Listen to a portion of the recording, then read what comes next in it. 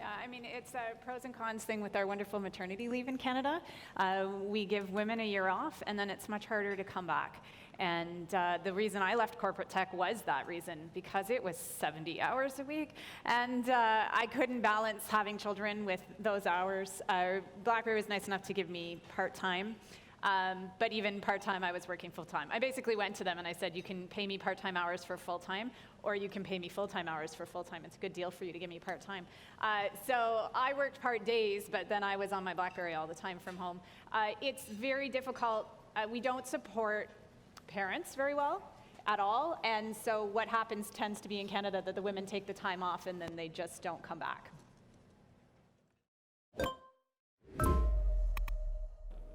My name is Kat Code. I'm a data privacy expert. I run a consulting company called Binary Tattoo. So binary for all things digital and tattoo for the permanence of everything that we're putting online.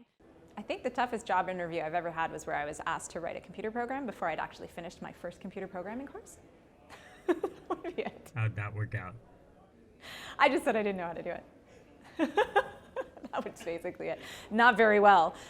Not very well. But you became a software engineer. I did, but I wasn't done that course yet.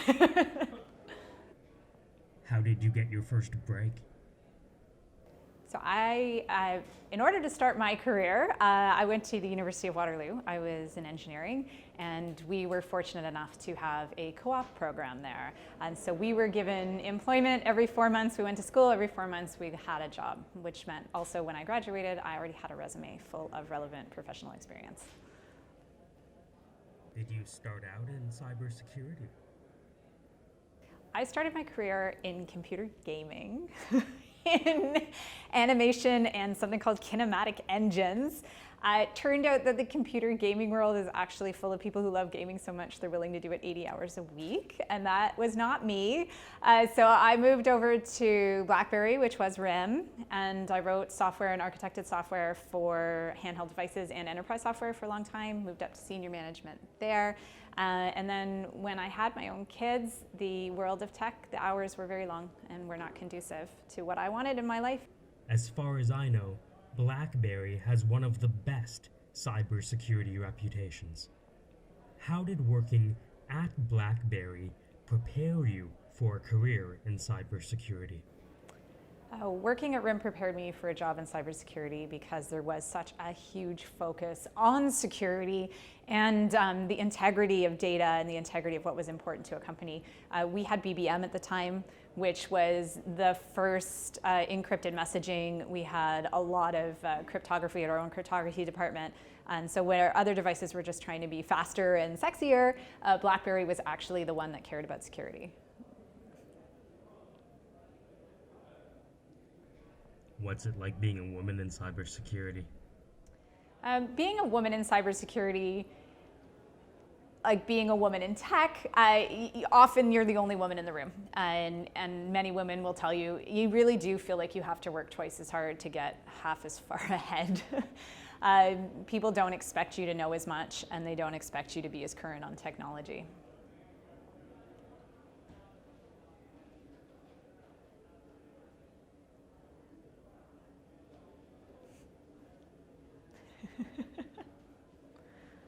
What is an aspect of cybersecurity that is being dangerously ignored today? The aspect of cybersecurity I would say is being dangerously ignored is privacy by design. And the reason I keep stressing this over and over, because I did work in software architecture as well, is it's the foundation. Foundations are not fun. They take a lot of time, but they're the most important part. Everyone who comes to your home will comment on how nice your furniture is and how pretty your walls are. No one will ever tell you how beautiful your foundation is in your house, but it is that foundation that keeps your house from sinking into the ground. So we need, as an industry, to educate people to make sure that they understand that even if it takes time to take things apart, putting it back together with a better foundation for privacy will actually be better moving forward in the future.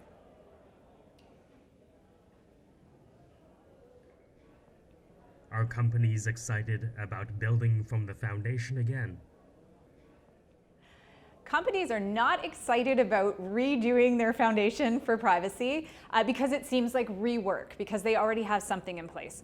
But The sad part is if you look forward with, especially with privacy compliance that's coming down the line, having to do the rework later to support all of that is actually going to cost a lot more money. Additionally, putting privacy by design in place actually prevents a lot of threats, and it will prevent some privacy breaches as well. So we live in a world where 150 million records were left wide open. Is there any way for us to regain privacy? I think we've already lost privacy in the industry because, as people have said, it's not even the if you're going to be breached, when you're going to be breached. We are now down to the you have been breached, you just don't know it yet.